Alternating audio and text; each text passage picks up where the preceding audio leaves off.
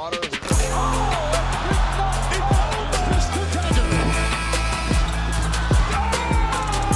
B going to work in the paint. Eastern Conference Final. New NBA champion. And it's a team from Toronto, Canada. We the North are now we the champions. What is going on, Raptors Nation? It is Luca here back with the Raptors Nation podcast. Hope you're all doing well. The NBA draft is looming.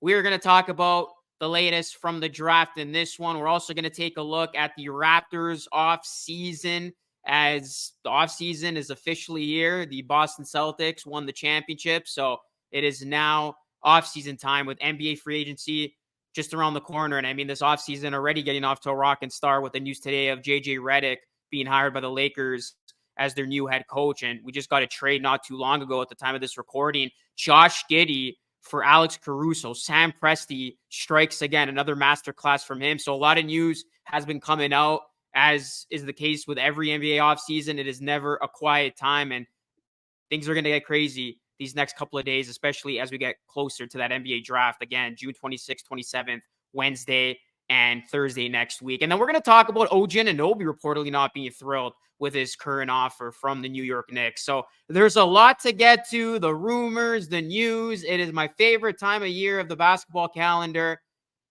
as you never know what's going to happen. But we're first going to start with the Raptors offseason outlook. Before we dive right into it, guys, before I forget, do me a solid, hit a like on the video. It helps it a ton. And also subscribe to the channel for more videos and podcasts just like this. Also, leave us a 5-star review wherever you get this podcast, Apple, iTunes, or Spotify. It really does help out the show. So that would be greatly appreciated. All right, the Raptors offseason, it's underway. It has been underway since the Raptors did not make no play-in nor playoffs. And under the new CBA, teams can start negotiating with their own free agents the day after the NBA Finals. So that period is now. Teams still can't talk to other free agents until June 30th at 6 p.m. Eastern, but the Raptors can start to have internal conversations with their own pending free agents. You got unrestricted free agents and Gary Trent Jr., Garrett Temple, Jordan Nwora. The Raptors obviously have restricted free agent Emmanuel Quickly, as they're going to look to get a deal done with him. And then they can also sign Scotty Barnes to a contract extension as well. And then, of course, the other name to watch out for is Bruce Brown Jr. The Raptors will have to make a decision on his team option by June 28th. And the recent reports have suggested that the Raptors will pick up Brown's $23 million team option and then look to trade him right after. So let's first start by talking about the Raptors unrestricted free agents. So you got Gary Trent Jr., and the likelihood, I would think, is if the Raptors are going to trade Bruce Brown, I think they're going to keep Gary Trent Jr. I think it's a matter of one or the other. All reports are suggesting that the Raptors and Brown are going to part ways. So I do think they're going to come to an agreement with Gary Trent Jr. Obviously, he has been extension eligible, but, both sides unable to get a deal done. I don't think the Raptors are going to lose both per se, unless they have a master plan of signing somebody big in free agency. More on that later on. But I would say Gary Trent Jr., 65%, probably even 70% that he's back. I do think he will get a deal done with the Raptors that makes sense for both sides. Garrett Temple and Nwora, if the Raptors do bring him back, it's likely that they're going to be minimum signings. I mean, it would not surprise me if they don't end up bringing back either of them. But you look at Nwora, obviously he was a piece that came back from the Pascal Siakam trade. I could see him being an end-of-bench guy. And then Garrett Temple, I think, has a lot of value just being that vocal leader, if you will, that guy that seems to be respected by the players, Scotty Barnes in particular, and you want a guy like that in the locker room. So again, it would not surprise me if both return or both don't return for that matter. The biggest priority arguably for the Raptors going into the summer, Emmanuel Quickly. He is a restricted free agent, and the Raptors will certainly want to lock him up and make it official that he is a Raptor for the foreseeable future. He has a cap hold for this summer at $12.5 million, which is far less than the $25 to $30 million salary he's projected to earn next year. So the Raptors, they will be in the driver's seat here because they are able to match any offer that comes Quickly's way. So I do not see the Raptors fumbling the situation. I do not see them letting Quickly walk, especially since they traded OG Anunoby to get Quickly back in that deal. So I would be shocked if Emmanuel Quickly is no longer a Raptor. He will be back. It will take some time before both sides get a new deal done. it's going to take some time to finalize things. But yeah, quickly, I see him being back. So then that leaves us with Scottie Barnes. So according to Aaron Rose of Sports Illustrated, Barnes' contract, he is eligible for a contract extension. His new contract will be worth 25% of the salary cap beginning in the offseason of 2025. The current projected salary cap for the 2025-2026 season is $155.1 million, meaning Barnes' salary for that season will likely come in at $38.8 million and total roughly $224.9 over 5 seasons. So assuming Barnes signs a max extension, the deal will almost guarantee the terminology that will allow Barnes to earn a supermax contract if he qualifies for the All-NBA next season. And then that would, in essence, bump his contract from the 25% max to the 30% max and allow Barnes to sign a deal worth $269.9 million over 5 years. So it's been reported by, Doug Smith, it's highly likely that the Raptors are going to be able to get a deal done with Scottie Barnes this summer. And I mean, rightfully so. You want to have Barnes locked up for the foreseeable future, especially this is going to be the summer where they're going to lock up quickly. You have RJ Barrett under contract. That is going to be the main priority for this Raptors team to lock up that young core. So Scottie Barnes, all arrows are pointing that new deal will be happening very, very soon. And then that leaves us with Bruce Brown. So the Raptors do, in fact, pick up that team option. They're going to look to trade Brown. What suitors are going to be out there? It's a little bit tricky because the Raptors are going to have to, send Brown to a team that can match his salary coming back. And obviously the Raptors wanted a first-round pick for Brown around the 2024 NBA trade deadline. Yeah, it's going to be interesting to see what the Raptors can get back for Brown. I know Kevin O'Connor put out a trade idea, Bruce Brown for Brook Lopez in his latest piece on The Ringer. I mean, that wouldn't necessarily make sense to me because you bring in Brook Lopez. I know the salary matches, but you don't need another veteran center on this team. So yeah, the Raptors are going to have to get creative unless they bring in a guy like Lopez and then look to trade him for, more of a package. That could make sense, but it will be interesting what the market is for Bruce Brown and what the Raptors can get back for him. So you got the Bruce Brown piece, you got Scottie Barnes quickly headed for new deals, and then obviously the unrestricted free agents that I just mentioned, Gary Trent Jr. being the biggest. We'll see if he is indeed back. So the Raptors, I mean, it's not going to be, I don't think, a crazy offseason, but still an important one, right? Just based on some of the things we talked about, you still want to set up the foundation. You want to lock up your core guys, and then you want to make the right decisions. And the Bruce Brown piece is going to be very, very key. Hopefully the Raptors can get something of value back. Hopefully they can swing a deal. Hopefully Masai Ujiri can work his Sam Presti magic and end up, getting a really good return from a team that feels like they're a Bruce Brown away from being back in playoff championship contention. So those are the things to look out for when it comes to this Raptors offseason.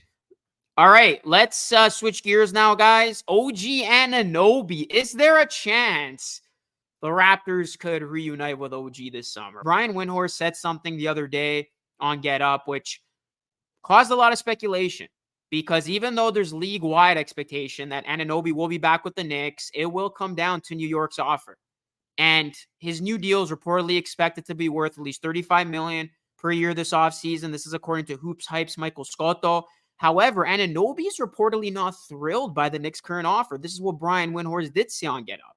And I quote, "Let's keep an eye on that. Most people believe Anunoby will stay with New York, but there have been indications he may want to test the market because he's not thrilled with what the Knicks are offering." Now, the Athletics' Fred Katz did say that he wouldn't be surprised if Anunoby makes $40 million per season. And a team to look out for, I think, the Philadelphia 76ers. They have cap space.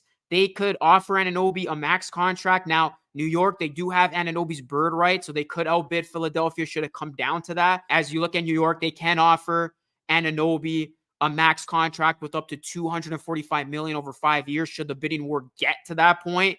And you look at the Knicks, I mean, I think it would just be an absolute disaster if they lose Anunoby, right? They acquired the 26-year-old from the Raptors. They gave up nice pieces in RJ Barrett, Emmanuel Quickley, and really, you looked at the results on the court. Anunoby was the perfect fit with New York. They were 25-5 with Anunoby in the lineup. Anunoby, he was solid in the regular season. In the postseason, if it wasn't for a hamstring injury, he probably would have helped the Knicks get to a conference finals appearance against the Boston Celtics. So Anunoby is a vital, vital piece of this Knicks team. That is why if the Knicks somehow fumble this situation and they don't give an offer to Anunoby that's to his liking and another team sweeps in and takes Anunoby away from the Knicks, that would just be a doomsday scenario if you're the Knicks and a Knicks fan.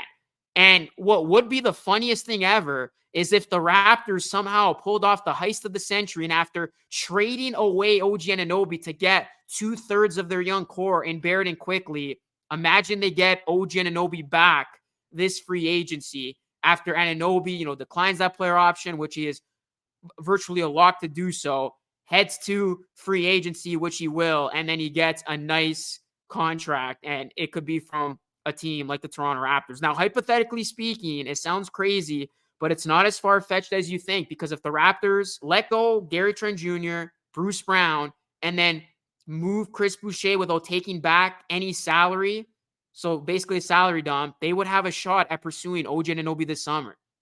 So it would be absolutely mind-boggling if the Toronto Raptors somehow pulled that off. Now, it's unlikely that happens. Obviously, this is just, fun speculating, because I still do think Anunoby ends up back with the Knicks. OG, he's a fantastic player, one of the best defenders in the league, but $40 million a season, that is going to be a pretty penny. And if the Knicks are forced to pay a ton for OG, I think they're going to have to, just given the fact that they gave up all that value to get OG. So I think the Knicks are going to do whatever it takes. They're going to pay him big money, even overpay if they have to keep OG Anunoby. I will say this, though. If you are looking for a potential dark horse, other than the fun hypothetical of the Toronto Raptors, the Philadelphia 76ers, because if the Sixers don't end up getting Paul George, which a report just came out from Shams suggesting that they may be pivoting from that, they're going to have a lot of money to spend, and they could really make things interesting in terms of trying to pry OG Anunoby away from the Knicks to Philadelphia. And obviously, Nick Nurse is there. OG played under Nick Nurse while he was with the Raptors. So there is going to be, I think, an interesting dynamic here that plays out with OG, but I would be shocked if the New York Knicks mess this up and they do not bring back OG Anunoby. So I think OG, when it's all said and done, will stay with the Knicks, and he's using this as a leverage to get paid. And good on OG. I mean, he's got to get the bag here. He just saw his friend Pascal Siakam get the bag. And speaking of that, Pascal Siakam just signed a 4-year, $189.5 million max extension with the Pacers. According to Woj, that is $47.5 million a season. I'm glad the Raptors aren't the ones paying him that per season, but that deal won't be made official until July 6th, when free agency officially begins and these contracts can be finalized. But hey, Siakam just got paid. OG's going to want to get paid. So we'll see what OG's final contract is. And this is going to mark the second straight summer where former Raptors got paid. Obviously, Fred last offseason going to the Houston Rockets, Siakam getting paid, and OG's going to get paid as well. So yeah, we'll see where OG ultimately lands. And Raptors fans, I mean, would you want to see OG Anunoby back with the Raptors? I would just laugh. That would be my initial reaction. I would just laugh if somehow the Raptors finesse the New York Knicks. And I mean, Masai would get the ultimate laugh over Dolan if, the Raptors somehow got OG and just screwed the Knicks that way. So, hey, never say never. All right, guys, we are going to conclude today's show by just, talking about the NBA draft. I feel like we've been talking about the NBA draft so much, and rightfully so. I mean, for the Raptors, they have had their sights set on the draft as soon as the season ended. Obviously, the lottery came first, and then once the Raptors knew their fate for the draft, just all these mock drafts have been coming out, people trying to speculate who's going to go where, who the Raptors are going to take. But what I really found interesting was a separate video that I dropped yesterday of Masai Ujiri reportedly loving Bronny. And now all of a sudden, Bronny James could be, a potential Toronto Raptors. The Raptors have been linked to Bronny by Bronny's agent, Rich Paul. And now could the Raptors shock the world and drive Bronny at number 31 to begin day 2 of the draft? So obviously that's going to be something that is going to be interesting to monitor as we get closer and closer to the draft. But you look at kind of the mock drafts that have been coming out. Keyshawn George has been a name that has been linked to the Raptors a ton by ESPN and Bleacher Report. I mean, both of their latest mock drafts have George going to the Raptors. Jacoby Walter was projected to go to the Raptors in the Ringer's latest mock draft. And then Zach Edey, we know the buzz about Edey. I mean, he has been linked to the Raptors a whole ton. So I kind of just wanted to give you my top 3 and number 19 and 31 as of now, as we are a week away from the draft. So although I think, all the Bronny talk has been fun and Zach Edey talk, I wouldn't, use the Raptors pick on Bronny. I did say before I would use number 31 on Edey, but I don't think he'll still be on the board at that point. So anyways, here are my top 3 at number 19. My top 3 targets for the Raptors at number 19 as of today. I like Hillel Ware a lot. I mean, I saw a mock draft. I forgot who it was from, but they had Ware going as high as the lottery, like 12 or 13. So it would not surprise me if Ware does get taken by a team earlier than expected. But if Hillel Ware is still on the board, right now, honestly, he's my number 1 pick for the Raptors. Yves Missy, I like him a lot too. I've been saying that, throughout these weeks.